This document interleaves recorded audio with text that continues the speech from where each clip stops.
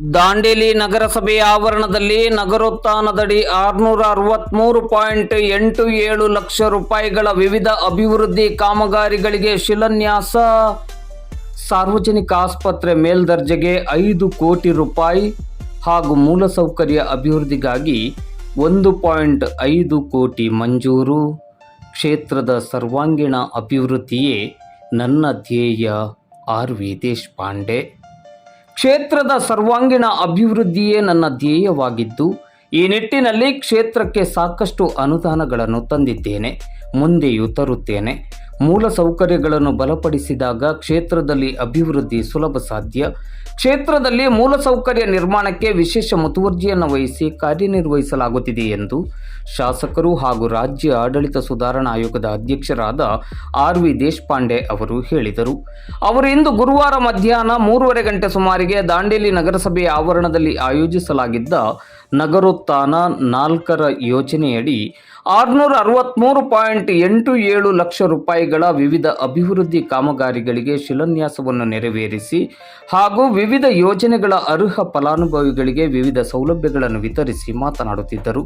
ನಗರೋತ್ಥಾನ 4ರ ಯೋಜನೆಯಡಿ ದಾಂಡೇಲಿ ನಗರದ ರಸ್ತೆಗಳ ಅಭಿವೃದ್ಧಿ, ಚರಂಡಿ, ನಾಲಾ, ಸಿಡಿ ನಿರ್ಮಾಣ, ಮಿನಿ ಹೈಮಾಸ್ಟ್, ವಿದ್ಯುತ್ ಬೀದಿ ದೀಪಗಳು, ನಗರದ ಎಲ್ಲ ರಸ್ತೆಗಳಿಗೆ ನಾಮಫಲಕ ಅಳವಡಿಸುವಿಕೆ, ಜೆಎನ್ ರಸ್ತೆಯಲ್ಲಿ ದ್ವಿಭಾಜಕ ಹಾಗೂ ರಸ್ತೆ ನವೀಕರಣ, ವಿವಿಧ ಮುಖ್ಯ ರಸ್ತೆಗಳಲ್ಲಿ ಪಾರ್ಕಿಂಗ್ ವ್ಯವಸ್ಥೆ ಹಾಗೂ ಶೌಚಾಲಯ ನಿರ್ಮಾಣ ಸೇರಿದಂತೆ ಕಾಮಗಾರಿ ನಡೆಯಲಿದೆ. ಮುಖ್ಯಮಂತ್ರಿ ಮೂಲಸೌಕರ್ಯ ಅಭಿವೃದ್ಧಿ ಯೋಜನೆಯಡಿ ದಾಂಡೇಲಿ ನಗರದಲ್ಲಿ ವಿವಿಧ ಅಭಿವೃದ್ಧಿ ಕಾಮಗಾರಿಗಳ ಅನುಷ್ಠಾನಕ್ಕಾಗಿ 11,48,10,10,000 ರೂಪಾಯಿ ಅನುದಾನವನ್ನು ಕ್ಯಾಬಿನೆಟ್ ಮೂಲಕ ಮಂಜೂರು ಮಾಡಿಸಿ ಇದೀಗ ಆ ಕಾಮಗಾರಿಗೂ ಟೆಂಡರ್ ಕರೆಯಲಾಗಿದೆ.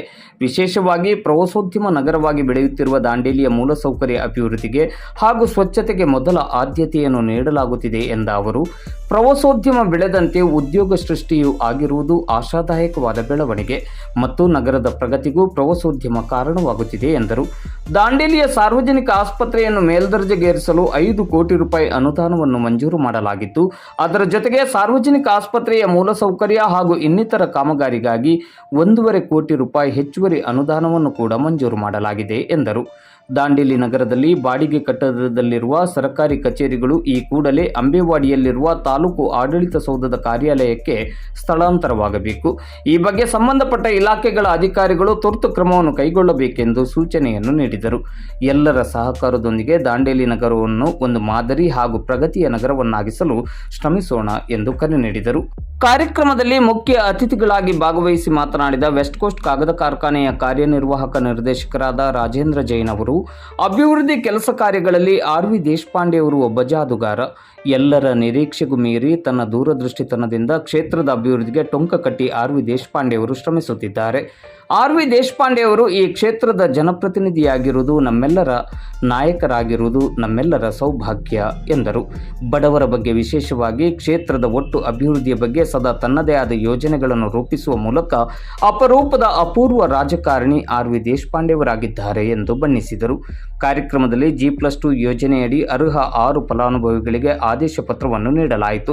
ಅಮೃತ ನಗರೋತ್ಥಾನ ಯೋಜನೆಯಡಿ ಪೌರ ಕಾರ್ಮಿಕರಿಗೆ, ಪರಿಶಿಷ್ಟ ಜಾತಿ, ಪರಿಶಿಷ್ಟ ಪಂಗಡ ಹಾಗೂ ವಿಕಲಚೇತನರು ಸೇರಿದಂತೆ ಒಟ್ಟು 13 ಫಲಾನುಭವಿಗಳಿಗೆ ಸೋಲಾರ್ ದೀಪಗಳನ್ನು ವಿತರಿಸಲಾಯಿತು. ದೇವರಾಜ ಅರಸು ಹಿಂದುಳಿದ ವರ್ಗಗಳ ಅಭಿವೃದ್ಧಿ ನಿಗಮದಿಂದ ಅರ್ಹ 8 ಮಹಿಳಾ ಫಲಾನುಭವಿಗಳಿಗೆ ಹೊಲಿಗೆ ಯಂತ್ರಗಳನ್ನು ವಿತರಿಸಲಾಯಿತು. ವೇದಿಕೆಯಲ್ಲಿ ಪಂಚ ಗ್ಯಾರಂಟಿ ತಾಲೂಕು ಅನುಷ್ಠಾನ ಸಮಿತಿಯ ಅಧ್ಯಕ್ಷರಾದ ರಿಯಾಜ್ ಬಾಬು ಸೈಯದ್, ಬ್ಲಾಕ್ ಕಾಂಗ್ರೆಸ್ ಅಧ್ಯಕ್ಷರಾದ ಮೋಹನ್ ಹಲ್ವಾಯಿ, ತಹಶೀಲ್ದಾರ್ ಶೈಲೇಶ್ ಪರಮಾನಂದ್, ತಾಲೂಕ್ ಪಂಚಾಯತ್ ಕಾರ್ಯನಿರ್ವಹಣಾಧಿಕಾರಿ ಟಿ.ಸಿ. ಹಾದಿಮನಿ, ಕಾರ್ಮಿಕ ಅಧಿಕಾರಿ ವೀಣಾ ಮಾಸ್ತಿ ಉಪಸ್ಥಿತರಿದ್ದರು. ನಗರಸಭೆಯ ಪೌರಾಯುಕ್ತರಾದ ವಿವೇಕ್ ಬನ್ನೆ ಅವರು ಸ್ವಾಗತಿಸಿ ಪ್ರಾಸ್ತಾವಿಕವಾಗಿ ಮಾತನಾಡುತ್ತಾ 2024-25ನೇ ಸಾಲಿನಲ್ಲಿ ಮತ್ತು 2025-26ನೇ ಸಾಲಿನಲ್ಲಿ ಶಾಸಕರಾದ ಆರ್.ವಿ. ದೇಶಪಾಂಡೆ ಅವರು ನಗರಸಭೆಗೆ ತಂದಿರುವ ಅನುದಾನದ ವಿವರವನ್ನು ನೀಡಿ 2026-27ನೇ ವರ್ಷ ದಾಂಡೇಲಿ ನಗರಕ್ಕೆ ಅಭಿವೃದ್ಧಿಯ ವರ್ಷವಾಗಲಿದೆ ಎಂದರು. ಇದಕ್ಕೆ ಆರ್.ವಿ. ದೇಶಪಾಂಡೆ ಅವರ ವಿಶೇಷ ಪ್ರಯತ್ನ, ಸಹಕಾರ ಮತ್ತು ಮಾರ್ಗದರ್ಶನವೇ ಪ್ರಮುಖ ಕಾರಣ ಎಂದರು. ಸ್ವಚ್ಛ ನಗರ ನಿರ್ಮಾಣದ ಆರ್.ವಿ. ದೇಶಪಾಂಡೆ ಅವರ ಕನಸು ನನಸು ಮಾಡಲು ಅತ್ಯಂತ ಬದ್ಧತೆಯಿಂದ ಕಾರ್ಯನಿರ್ವಹಿಸುವುದಾಗಿ ಈ ಸಂದರ್ಭದಲ್ಲಿ ವಿವೇಕ್ ಬನ್ನೆ ಅವರು ಭರವಸೆಯನ್ನು ನೀಡಿದರು. ಕೊನೆಯಲ್ಲಿ ನಗರಸಭೆಯ ವ್ಯವಸ್ಥಾಪಕರಾದ ಪರಶುರಾಮ್ ಶಿಂದೆ ಅವರು ವಂದಿಸಿದರು. ಈ ಒಂದು ನಗರಕ್ಕೆ ಈ ಕ್ಷೇತ್ರದ ಸನ್ಮಾನ್ಯ ಶಾಸಕರಾಗಿರ್ತಕ್ಕಂಥ ಅರವಿಂದ್ ದೇಶಪಾಂಡೆ ಸಾಹೇಬ್ರದ್ದು ಸ್ವಲ್ಪ ಹೆಚ್ಚಿನ ಪ್ರಮಾಣದ ಕಾಳಜಿ ಇದೆ ಅಂತಕ್ಕಂಥದ್ದನ್ನ ನಾನು ಈ ಮುಂದಿನ ಕಾರ್ಯಕ್ರಮ ಪಟ್ಟಿಯಲ್ಲಿ ಮೂಲಕ ನಾನು ತಮಗೆ ವಿಶ್ಲೇಷಣೆ ಮಾಡ್ತಾ ಹೋಗ್ತೇನೆ. ಮೊದಲನೇದಾಗಿ ಇವತ್ತಿನ ಏನು ಅಡಿಗಲ್ಲು ಸಮಾರಂಭ ಕಾರ್ಯಕ್ರಮವನ್ನು ನಾವು ಇಟ್ಕೊಂಡಿದ್ದೇವೆ, ಇದು ನಗರೋತ್ಥಾನ ಹಂತ 3 ಯೋಜನೆಯ ಭಾಗವಾಗಿ ದಾಂಡೇಲಿ ನಗರಕ್ಕೆ ಸುಮಾರು 30 ಕೋಟಿ ರೂಪಾಯಿಗಳ ಅನುದಾನ ಮಂಜೂರಾಗಿತ್ತು. ಆ ಅನುದಾನದ ಪೈಕಿ ಸುಮಾರು ಒಂದು 20 ಕೋಟಿ ರೂಪಾಯಿ ಅನುದಾನ ಬಂದಿದೆ. ಆ 20 ಕೋಟಿ ರೂಪಾಯಿಗಳಲ್ಲಿ ಆಲ್ರೆಡಿ 5 ಕೋಟಿ ರೂಪಾಯಿ ಕಾಮಗಾರಿ ಮುಕ್ತಾಯ ಆಗಿದೆ 2024-25ನೇ ಸಾಲಿನಲ್ಲಿ. ಉಳಿದಿರ್ತಕ್ಕಂಥ 5,77,00,000 ಕಾಮಗಾರಿಗಳನ್ನ ಸುಮಾರು 3 ತಿಂಗಳುಗಳ ಹಿಂದೆ ನವೆಂಬರ್ 2025ರಂದು ನಾವು ವಿಜಯನಗರದಲ್ಲಿ ಕಾಮಗಾರಿಗಳನ್ನ ಓಪನಿಂಗ್ ಮಾಡಿದ್ವಿ. 5,77,00,000 ರೂಪಾಯಿದ ಕಾಮಗಾರಿ ಈಗಾಗಲೇ ಅದು ಕಾಮಗಾರಿ ಪ್ರಗತಿ ಹಂತದಲ್ಲಿದೆ. ಇನ್ನೇನು ಕೆಲವೇ ದಿವಸಗಳಲ್ಲಿ ಅದು ಕಾಮಗಾರಿ ಮುಕ್ತಾಯ ಆಗ್ತದೆ. ಅದರಲ್ಲಿ ಕೂಡ ಬಹಳಷ್ಟು ರಂಗಮಂದಿರ, ಅಂಗನವಾಡಿ ಮತ್ತೆ ರಸ್ತೆಗಳ ನಿರ್ಮಾಣ, ಚರಂಡಿಗಳ ನಿರ್ಮಾಣ ಕಾಮಗಾರಿಯನ್ನು ನಾವು ಅದರಲ್ಲಿ ತಗೊಂಡಿದ್ವಿ. ಅದರದ ಮುಂದುವರೆದ ಭಾಗವಾಗಿ ಇವತ್ತು 6,63,87,000 ರೂಪಾಯಿಗಳ ಕಾಮಗಾರಿಗೆ ಅಡಿಗಲ್ ಹಾಕ್ತಕ್ಕಂಥ ಇವತ್ತು ಒಂದು ಕಾರ್ಯಕ್ರಮನ ಹಮ್ಮಿಕೊಂಡಿದ್ದೇವೆ. ಇದರಲ್ಲಿ ಮುಖ್ಯವಾಗಿ ದಾಂಡೇಲಿ ನಗರದಲ್ಲಿ ಇರ್ತಕ್ಕಂಥ ಹಾಳಾಗಿರ್ತಕ್ಕಂಥ ರಸ್ತೆಗಳ ಮರು ನಿರ್ಮಾಣ ಮಾಡ್ತಕ್ಕಂಥ ಕಾಮಗಾರಿ 2,70,00,000 ರೂಪಾಯಿ ಇದೆ. ಅದೇ ರೀತಿ ಒಳಚರಂಡಿ ಮತ್ತು ನಾಲಾ ಸಿಡಿಗಳ ನಿರ್ಮಾಣ 1,70,00,000. ಸರ್ ಇದು ಎಲ್ಲ ವಾರ್ಡ್ನಲ್ಲಿ ಸ್ಮಾಲ್ ಪ್ಯಾಕೇಜ್ ಇದು 2,70,00,000 ಎಲ್ಲ ನಗರದ ಎಲ್ಲ ವಾರ್ಡ್ಗಳಲ್ಲಿ ಬಹುತೇಕ ವಾರ್ಡ್ಗಳು ಕವರ್ ಆಗಿದೆ. ಅದರಲ್ಲಿ 2,70,00,000 ಇಂಟೀರಿಯರ್ ರೋಡ್ಸ್ಗಳನ್ನ ತಗೊಂಡು ಯಾವುದೂ ಮೇಜರ್ ರೋಡ್ ಇಲ್ಲ. ಅದೇ ರೀತಿ ಚರಂಡಿ ಮತ್ತು ನಾಲಾ, ಸಣ್ಣ ಪುಟ್ಟ ನಾಲಾಗಳು ಸೇರಿ 1,70,00,000 ಕಾಮಗಾರಿ ಇದೆ. ವಿದ್ಯುತ್ ಬೀದಿ ದೀಪ, ಹೈಮಾಸ್ಟ್ ಎಲ್ಲ ಮೇನ್ ಸರ್ಕಾರಗಳಲ್ಲಿ ಹೈಮಾಸ್ಟ್ ಅಳವಡಿಸಿರ್ತಕ್ಕಂಥ ಕಾಮಗಾರಿ ಇದೆ. ಅದು 31,30,000 ರೂಪಾಯಿಗೆ. ಅದೇ ರೀತಿ ನಗರದ ಎಲ್ಲ ರಸ್ತೆಗಳಿಗೆ ಈಗ ದೊಡ್ಡ ಸಿಟಿ ಬೆಂಗಳೂರು, ಮೈಸೂರು ಅಂತಕ್ಕಂಥ ಸಿಟಿನಲ್ಲಿ ಹೋದಾಗ ಇದು 4ನೇ ಅಡ್ಡ ರಸ್ತೆ, 3ನೇ ಅಡ್ಡ ರಸ್ತೆ, ಇದು ಮುಖ್ಯ ರಸ್ತೆ, ಇದು ಈ ರಸ್ತೆ ಆ ರಸ್ತೆ ಅಂತ ನಾಮಕರಣ ಇರ್ತಕ್ಕಂಥ ಒಂದು ಬೋರ್ಡ್ಗಳನ್ನ ನಾವು ನೋಡ್ತೇವೆ. ಆದರೆ ದಾಂಡೇಲಿ ನಗರದಲ್ಲಿ ಅದಿರಲಿಲ್ಲ. ಪ್ರತಿಯೊಂದು ರಸ್ತೆಗೂ ನಾಮಕರಣ ಮಾಡ್ತಕ್ಕಂಥ ಯೋಜನೆಯನ್ನ ನಾವು ಹಮ್ಮಿಕೊಂಡಿದ್ವಿ. ಅದಕ್ಕೆ ಸನ್ಮಾನ್ಯ ಶಾಸಕರು ಇಮಿಡಿಯೇಟ್ಲಾಗಿ ಅದು ತಮ್ಮ ಆ್ಯಕ್ಷನ್ ಪ್ಲಾನಲ್ಲಿ ಅನುಮೋದನೆ ಕೊಟ್ಟರು. ಸೊ ಹೀಗಾಗಿ ಈಗೇನು ಕಾಮಗಾರಿ ಅಡಿಗಲ್ ಸಮಾರಂಭ ಆಗ್ತಾ ಇದ್ದೇವೆ, ಪ್ರತಿಯೊಂದು ಓಣಿಯಲ್ಲಿರ್ತಕ್ಕಂಥ ಪ್ರತಿಯೊಂದು ರಸ್ತೆಗೂ ಕೂಡ ನಾಮಕರಣ ಮಾಡ್ತಕ್ಕಂಥದ್ದು ಮತ್ತೆ ಬೋರ್ಡ್ ಅಳವಡಿಸ್ತಕ್ಕಂಥದ್ದು ಕಾಮಗಾರಿ ಈ ಚಾಲ್ತಿಯಲ್ಲಿದೆ. ಈಗ ತಾನೇ ಇನ್ನೊಂದು ನಿರ್ದೇಶನವನ್ನು ಸಾಹೇಬರು ಕೊಟ್ಟಿದ್ದಾರೆ. ಅದೇನಂತ ಹೇಳಿದ್ರೆ, ದಾಂಡೇಲಿ ನಗರದಲ್ಲಿ ಹೆಚ್ಚು ವಿವಿಧ ಭಾಷಿಕರು ಇರೋದ್ರಿಂದ ಕನ್ನಡ ಭಾಷೆಯಲ್ಲಿ ಮಾತ್ರವಲ್ಲದೆ ಕನ್ನಡ, ಹಿಂದಿ ಮತ್ತು ಇಂಗ್ಲಿಷ್ 3 ಭಾಷೆಗಳಲ್ಲೂ ಕೂಡ ನಾಮಕರಣ ನಾಮಫಲಕಗಳನ್ನ ಅಳವಡಿಸ್ರಿ ಅಂತಕ್ಕಂಥ ಡೈರೆಕ್ಷನ್ಸ್ ನಾವು ಕೊಟ್ಟಿದ್ದಾರೆ. ಅದೇ ರೀತಿಯಿಂದ ನಾವು ಅಳವಡಿಸ್ತೇವೆ ಅಂತಕ್ಕಂಥ ಒಂದು ವಿಶ್ವಾಸವನ್ನು ತಾವು ವ್ಯಕ್ತಪಡಿಸ್ತಾರೆ. ಅದೇ ರೀತಿ JN ರಸ್ತೆಯಲ್ಲಿ ಸನ್ಮಾನ್ಯ ಶಾಸಕರ ಅತ್ಯಂತ ಕನಸಿನ ಯೋಜನೆ ಏನಂತ ಹೇಳಿದ್ರೆ, ದಾಂಡೇಲಿ ನಗರವನ್ನ ಅತ್ಯಂತ ಸುಂದರ ಮತ್ತು ಸುಸಜ್ಜಿತ ಮತ್ತು ಸ್ವಚ್ಛ ನಗರವನ್ನಾಗಿ ಮಾರ್ಪಡಿಸ್ತಕ್ಕಂಥ ಒಂದು ಯೋಜನೆಯನ್ನು ಅವರು ತಾವು ಇಟ್ಕೊಂಡಿದ್ದಾರೆ. ಅದರ ಮೊದಲ ಭಾಗವಾಗಿ JN ರಸ್ತೆಯಲ್ಲಿ ಇರ್ತಕ್ಕಂಥ ದ್ವಿಭಾಜಕ, ಈಗೇನು ಡಿವೈಡರ್ ಇದೆ, ಆ ಹೊಸ ರಸ್ತೆ ನಿರ್ಮಾಣ ಮಾಡ್ತಕ್ಕಂಥ ಕಾಮಗಾರಿಗಳನ್ನು ನಾವು ತಗೊಂಡಿದ್ದೇವೆ.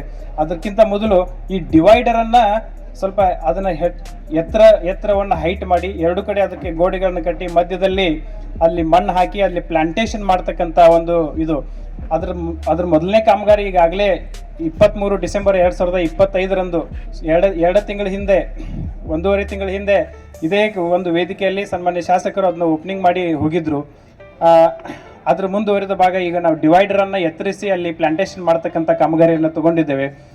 ನಮ್ಮ ದಾಂಡೇಲಿ ನಗರಕ್ಕೆ ಈಗಾಗಲೇ UGD ಆಗಿ ಎಲ್ಲ ರಸ್ತೆಗಳು UGD ಮಾಡುವಂಥ ಸಂದರ್ಭದಲ್ಲಿ 24x7 ವಾಟರ್ ಸಪ್ಲೈ ಸ್ಕೀಮನ್ನು ಜಾರಿ ಮಾಡ್ತಕ್ಕಂಥ ಸಂದರ್ಭದಲ್ಲಿ ಬಹಳಷ್ಟು ರಸ್ತೆಗಳು ಮತ್ತು ಎಲ್ಲ ಚರಂಡಿಗಳು ಹಾಳಾಗಿರ್ತಕ್ಕಂಥದ್ದಿದೆ.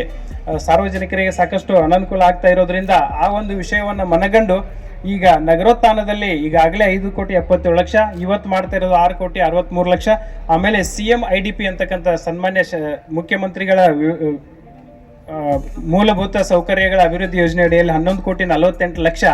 ಹೀಗೆ ಸುಮಾರು ಕೋಟಿಗಟ್ಟಲೆ ಕಾಮಗಾರಿಗಳನ್ನು ನಾವು ಈ ವರ್ಷ 2026-27ನೇ ಸಾಲಿನಲ್ಲಿ ಮಾಡ್ತಾ ಇದ್ದೇವೆ ಅಂತಕ್ಕಂಥ ಮಾತನ್ನು ಹೇಳ್ತಾ, ಬಹುಶಃ ಈ ಮುಂಚೆ 2 ತಿಂಗಳು 3 ತಿಂಗಳಿಗೆ ಒಂದ್ಸಲ ಸಾಹೇಬರು ಬಂದು ನಮ್ಮ ನಗರಸಭೆಗೆ ಸಂಬಂಧಿಸಿದಂಥ ಕಾಮಗಾರಿಗಳಿಗೆ ಅಡಿಗಲ್ಲು ಮತ್ತು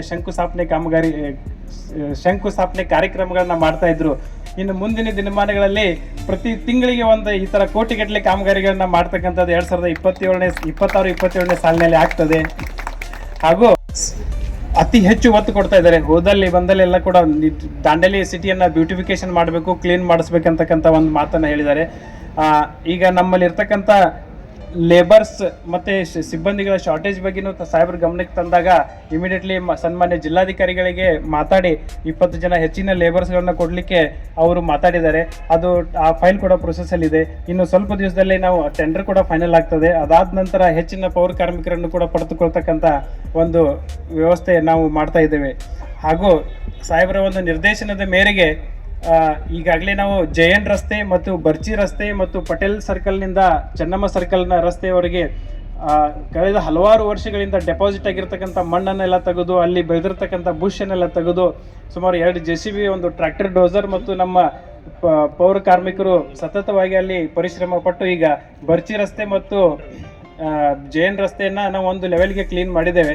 ಸಾಹೇಬರ ಒಂದು ತೃಪ್ತಿಕರ ಲೆವೆಲ್ಗೆ ಆಗಿರದೇ ಇರ್ಬೋದು, ಆದರೆ ಮುಂಚೆಕ್ಕಿಂತ ಸ್ವಲ್ಪ ಇಂಪ್ರೂವ್ಮೆಂಟ್ ಆಗಿದೆ ಅಂತಕ್ಕಂಥ ಮಾತನ್ನು ಹೇಳ್ತಾ, ಇನ್ನು ಮುಂದೆ ಅದನ್ನ ಸೌಂದರ್ಯೀಕರಣ ಮಾಡ್ತಕ್ಕಂಥದ್ದು, ಬೇರೆ ಊರಿಂದ ಬಂದಿರತಕ್ಕಂಥ ಪ್ರವಾಸಿಗರಿಗೆ ಆಕರ್ಷಣೀಯವಾಗಿ ಕಾಣಬೇಕು ಅಂತಕ್ಕಂಥ ಎಲ್ಲ ಪ್ರಯತ್ನವನ್ನ ನಾವು ಮಾಡ್ತೀವಿ ಅಂತಕ್ಕಂಥ ಭರವಸೆಯನ್ನ ತಮ್ಮೆಲ್ಲರ ಮುಂದೆ ನಾನು ಸಾಹೇಬರಿಗೆ ಕೊಡ್ಲಿಕ್ಕೆ ಬಯಸ್ತೇನೆ.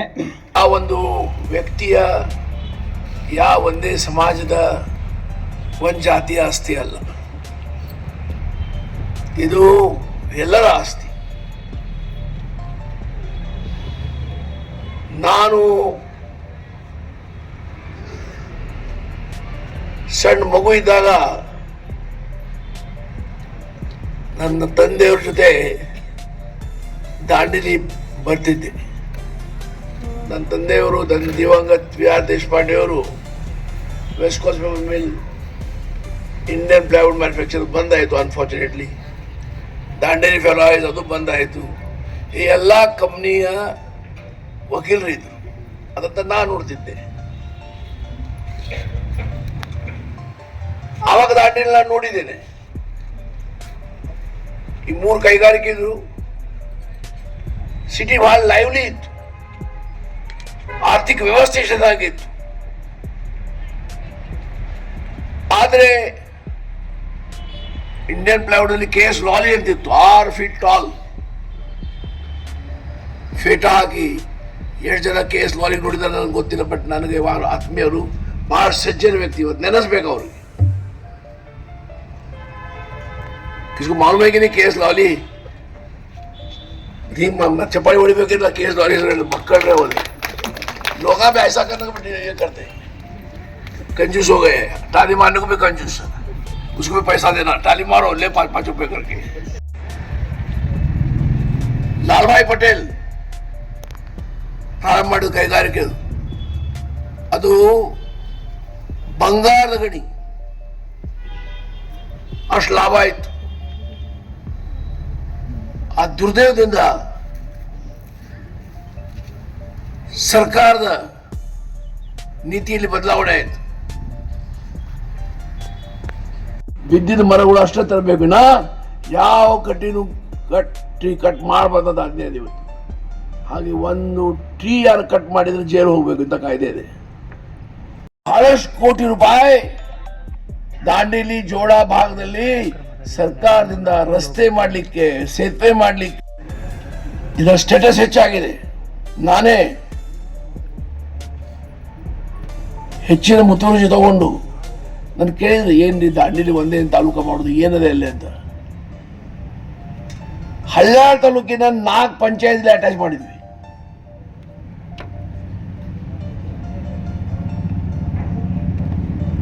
ಆಲೂರು ಪಂಚಾಯತ್ ಮತ್ತು ಅಂಬಿಕಾನಗರ ಪಂಚಾಯತ್, ಕುಳಗಿ ಪಂಚಾಯತ್, ಅಂಬೇವಾಡಿ ಎಲ್ಲ 4 ಪಂಚಾಯತ್ ಅಟ್ಯಾಚ್ ಮಾಡಿದ್ವಿ ಮತ್ತು ತಾಲೂಕಾ ರಚನೆ ಮಾಡಿದ್ವಿ. ನಿಮ್ಮೆಲ್ಲ ಸಹಕಾರದಿಂದ ನಾವೇ ಮಾಡಿದ ಕೆಲಸಗಳು ಇವೆಲ್ಲ. ಹಾಗೆ ದಾಂಡೇಲಿಗೆ ಈಗ ತಾಲೂಕಾ ಪ್ಲೇಸ್ ಆದ ನಂತರ ಎಲ್ಲ ಕಚೇರಿಗಳು ಆಗಬೇಕಿಲ್ಲಿ. ತಹಶೀಲ್ದಾರ್ ಕಚೇರಿ ನೋಡಿ ಎಷ್ಟು ಸಣ್ಣದು ಕಟ್ಟ ಆಗಿದೆ, ಭಾಳ ಸಣ್ಣ ಕಟ್ಟ ಆಗಿದೆ. ಶೈಲೇಜ್ ಕೊಡ್ತಾರೆ ಅಲ್ಲಿ, ಶೈಲೇಜ್ಗೆ ಕೊಡ್ಲಿಕ್ಕೆ ಜಾಗ ಇಲ್ಲ, ಅಷ್ಟು ಸಣ್ಣ ಆಫೀಸು ತಹಶೀಲ್ದಾರ್ ಕಚೇರಿ ಆಗಿದೆ. ಇಲ್ಲಿ ಶೈಲೇಜ್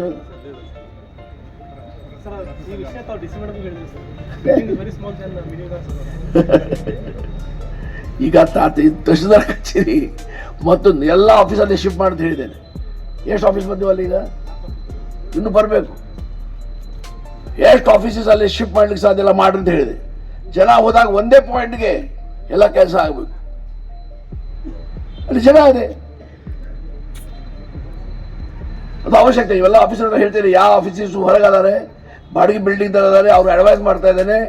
ನಾವು ವಿವಿಧ ಆಕ್ಷನ್ ತಗೋಕ್ಕಿಂತ ಮುಂಚೆ they should approach the tahsildar, through him they should approach the DC, ಮತ್ತು ಅಲ್ಲಿ ಶಿಫ್ಟ್ ಆಗಬೇಕು.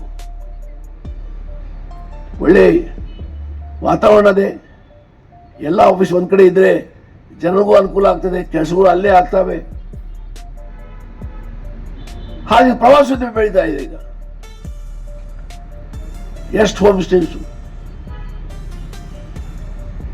ಎಷ್ಟು ಇಲ್ಲಿ ಬಹಳ ಬೆಳಿಬೇಕು. ಅಲ್ಲಿ ಜನ ಹಣ ಖರ್ಚು ಮಾಡ್ತಾರೆ, ಖುಷಿಯಿಂದ ಖರ್ಚು ಮಾಡ್ತಾರೆ. ಯಾರು ಕಿಶೆ ಕಡೆ ನೋಡೋದಿಲ್ಲ ಅವಾಗ, ಎಷ್ಟದೆ ಎಷ್ಟು ಬಿಲ್ ಅದೆ. ಅದರಿಂದ ಉದ್ಯೋಗ ಸೃಷ್ಟಿ ಆಗ್ತವೆ, ಸರ್ಕಾರಕ್ಕೆ ಆದಾಯ ಸೃಷ್ಟಿ ಆಗ್ತದೆ, ಪ್ರವಾಸಿಗಳು ಖುಷಿಯಲ್ಲಿ ಬರ್ತಾರೆ. ಈ ಒಂದು ಕಾಲದಲ್ಲಿ ಕೇವಲ ಅಜೆಂಡಾದಲ್ಲಿ ದಾಂಡೇಲಿ ಪ್ರಯಾರಿಟಿಯಲ್ಲಿ ಇದೆ. ಎಷ್ಟಿಲ್ಲೇ ಮೂಲಭೂತ ಸೌಕರ್ಯಗಳು ನಿರ್ಮಾಣ ಮಾಡಲಿಕ್ಕೆ ಸಾಧ್ಯ ಅವೆಲ್ಲ ಮಾಡಲಿಕ್ಕೆ ಪ್ರಯತ್ನ ಮಾಡಲಾಗುವುದು. ಈ ಕಮಿಷನ್ ಹೇಳಿದರು 11 ಕೋಟಿ ರೂಪಾಯಿ ಕೆಲವು ಪ್ರಾಜೆಕ್ಟ್ಗಳು ಬರ್ತಾ ಇವೆ, 6 ಕೋಟಿ ರೂಪಾಯಿ ಕೆಲವು ಪ್ರಾಜೆಕ್ಟ್ಗಳು ಬರ್ತಾ ಇವೆ.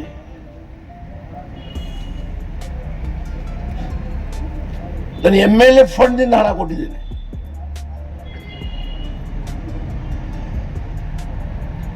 ಯಾಕಂದ್ರೆ ಇಲ್ಲಿ ಮೂಲಭೂತ ಸೌಕರ್ಯ ಬೆಳೆದಿಲ್ಲ ಆದರೆ, ಒಳ್ಳೆ ವಾತಾವರಣ ಸೃಷ್ಟಿ ಆಗಿಲ್ಲ ಆದರೆ ದುಷ್ಪರಿಣಾಮಗಳು ಆಗ್ಬಹುದು.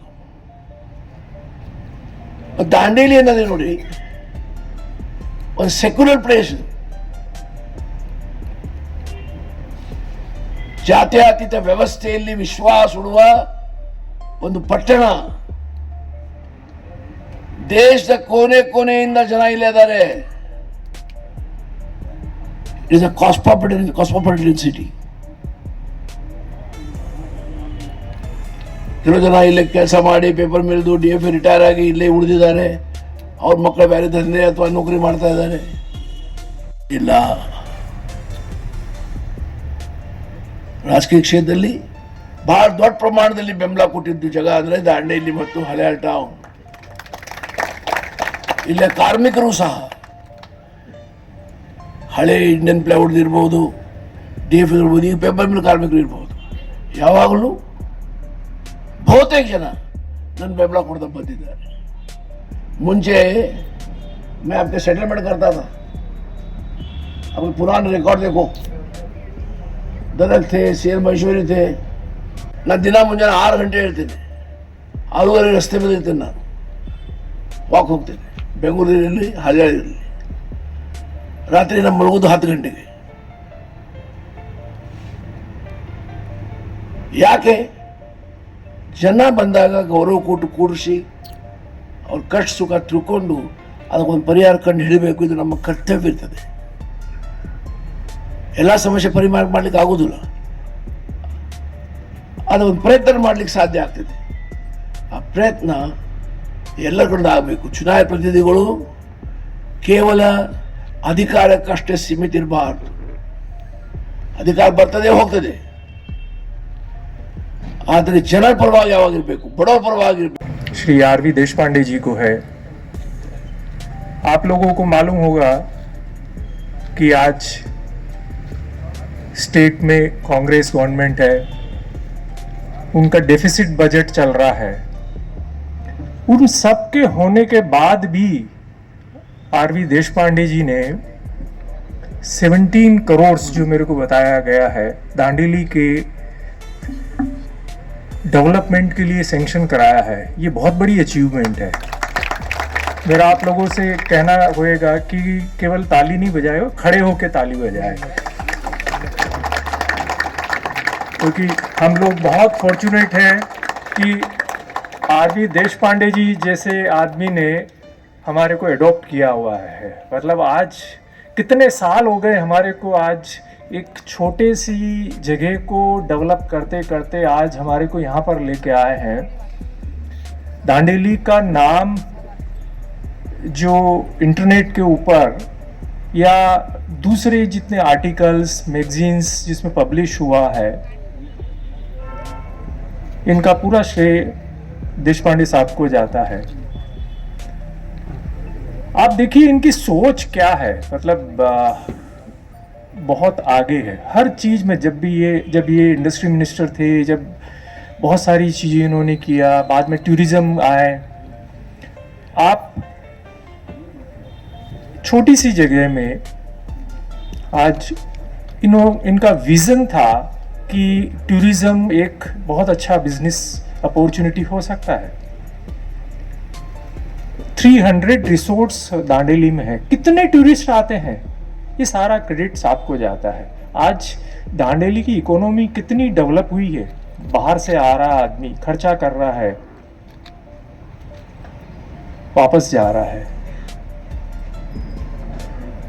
दांडेली के रोड कहाँ पहले कंडीशन कैसी होती थी, आज क्या कंडीशन है, आप लोग सब देख रहे हैं। दांडेली में मेडिकल फैसिलिटी, हॉस्पिटल, हर चीज में मैं जो देखता हूं।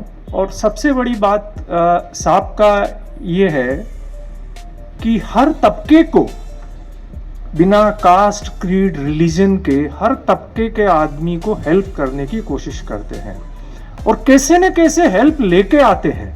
मतलब दूसरे जने ये बोल सकते हैं कि भाई अभी सरकार में रिस्ट्रिक्शन है, नहीं हो पा रहा है, लेकिन मैं एक वर्ड यूज़ किया था, शायद आप लोगों को ध्यान में हो नहीं हो, मैं साहब को जादूगर मानता हूँ। मतलब वो पॉसिबल करके दिखाते हैं, ये बात तो है। मतलब अपन कोई भी समस्या साहब के पास लेके जाए, कुछ न कुछ सॉल्यूशन जरूर निकाल देंगे, हाथ नहीं मतलब सरेंडर करेंगे। हम लोग फॉर्चुनेट है कि आज हम लोगों के सभी के ऊपर आरवी देशपांडे जी का आशीर्वाद है। समय समय पे जो यहाँ पर कार्यक्रम हो रहा है, ये सभी ये इन्हीं का ही कंट्रीब्यूशन है। एक्चुअली मैं लास्ट टाइम पे ऐसे ही बोल रहा था साहब को, मैं बोला सर आपकी थिंकिंग इतनी एडवांस्ड है, कितनी विजनरी है, आपको तो कहीं दूसरी जगह होना चाहिए। क्योंकि जो चीज़ आप सोचते हैं, मतलब आज टूरिज्म का आपने ऑब्जर्व किया यहाँ पर कैसे हो सकता है। आज 300 रिसोर्ट्स में अगर मैं 5 या 10 आदमी भी अगर मानता हूँ मैं, 3000 परिवार को एम्प्लॉयमेंट मिल रहा है, बहुत बड़ी बात है। तो ये जो सोच है बहुत कम आदमियों में होती है और हमेशा ये आगे की सोचते हैं। एक चीज़ है, ऐसा नहीं है कि भाई हो गया, अब रिजल्ट आप लोगों के सामने है। मैं साहब से यही बात कर रहा था एक बार कि सर मेरे हिसाब से आप कर्नाटक में तो रिकॉर्ड आपने बना ही लिया है।